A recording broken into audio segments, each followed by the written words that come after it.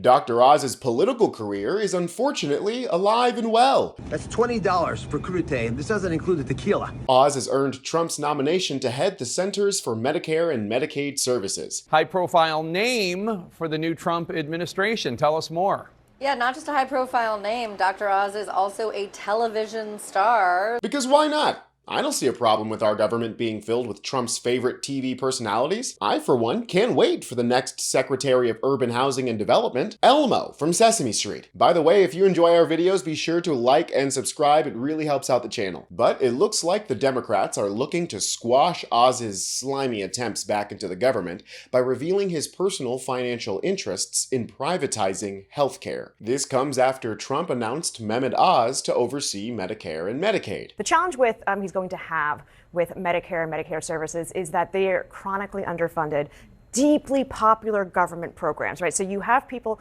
in the MAGA coalition who will say, as voters, keep government out of my Medicare. A position he's as qualified for as a fox is to oversee Tyson Chicken. Oz is no stranger to controversy. Despite being a real doctor, which is surprising for most people to learn, Oz prefers to use his medical knowledge to hawk snake oil on daytime television to America's most gullible. Do you believe that there's a miracle pill out there? There's not a pill that's going to help you long-term lose weight and live the best life without diet and exercise. Do you believe there's a magic weight loss cure out there? The word, if you're selling something because it's magical, no. Today on the Dr. Oz Show, bust your fat forever. You're hearing it here first. 5 newest, fastest fat busters. In many ways, it's the Holy Grail. They change the appetite. Dr. Oz's secret formula to drop 3 pounds in just 3 days. Although he seems to have convinced the notoriously scrutable folks over at Morning Joe. Dr. Oz? I like Dr. Oz. I will confirm or deny. I like him a lot. I like him a lot. And he's come here with really good advice. He has never great advice. done that. And listen, if he's got magic coffee beans, I want some of that. Me too. No, I'm serious. And this isn't a new grift for Oz. This clip from John Oliver was over a decade ago. I recognize that oftentimes they don't have the scientific muster to present as fat. But that's the whole point. You're presenting it as a doctor. If you want to keep spouting this bullshit, that's fine. But don't call it Dr. Oz. Call it check this shit out with some guy named Mehmet. Oz didn't take that advice, though, and only a few days after getting his lofty nomination, the good doctor posted this. Thanksgiving is a perfect excuse for practicing gratitude, which is the best antidote of all for stress. Now remember, you got to do it the right way. To express your appreciation to the people who make your life better, and be very specific. For example, iHerb sounds like a weed vape made by Apple, and that prompted the progressive action group Public Citizen to send a letter to the FTC asking for an investigation to be launched at Oz. Dr. Oz posts regularly with appeals to consumers to consider buying products from iHerb. Video posts do not disclose his financial connections, nor do the accompanying text, nor do the posts contain other disclosures such as #ad. In our review of Dr. Oz's social media feed, we found that he cross-posts content among various platforms, in no case making the disclosures on Instagram or X/Twitter required by the FTC's endorsement guidelines and fair advertising law principles. And as a result, Oz had to scramble to declare that he would stop his promotion of supplements, but only if he's confirmed. Of course, leaving open the door to return to the grift if not confirmed. And if it's not the sneaking of arsenic into kids' applesauce that would be disqualifying for Oz. Kids in danger.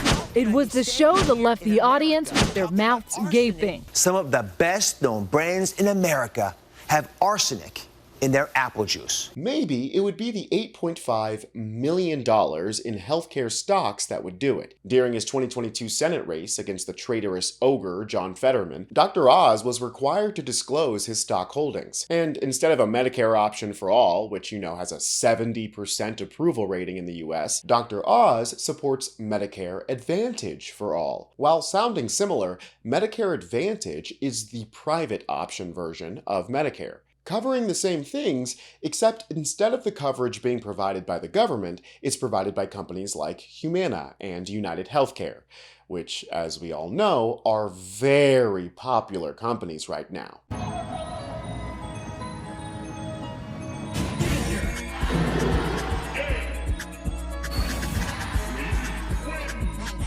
In 2020, Dr. Oz wrote a think piece in Forbes suggesting that the answer to providing millions of Americans with universal health care is to have the government simply buy Medicare Advantage for everyone for the low cost of a 20% payroll tax increase. While Medicare Advantage is rising in popularity as an option for seniors, there is serious concern about the private industry's tendency to deny coverage.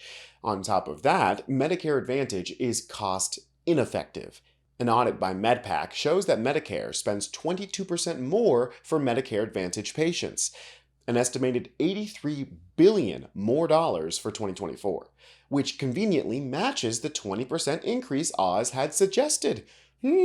Curiouser and curiouser. Curiouser and curiouser. What Dr. Oz fails to mention in his Forbes article advocating for Advantage is the over $500,000 he has invested specifically in United Health Group, not to mention the hundreds of thousands he has invested in other healthcare companies like CVS, Aetna, and HCA Healthcare. These investments prompted Elizabeth Warren to send a letter directly to Dr. Oz, pointing out the clear conflict of interest in his nomination, noting that his proposed Medicare Advantage for All plan would roughly double the revenue of United Healthcare to $274 billion. Warren and the 6 other Democrats who co-signed the letter, including the ranking member of the Finance Committee, Senator Ron Wyden, ripped Dr. Oz a new one so large, even he couldn't sew it back up. But they don't stop there. They end the letter demanding that Oz responds to a series of questions before his nomination even appears before the Senate, asking if he will continue to support his privatization of Medicare, despite it being more expensive. They ask if he will divest should he be confirmed, and what will he do about the unlawful denial of desperately needed health care. All in all, this may be the most egregious conflict of interest we've seen in a long time. I mean, it'd be like appointing an oil investor to be the head of the EPA, or a private school investor to be the head of the Department of Education. Oh, wait.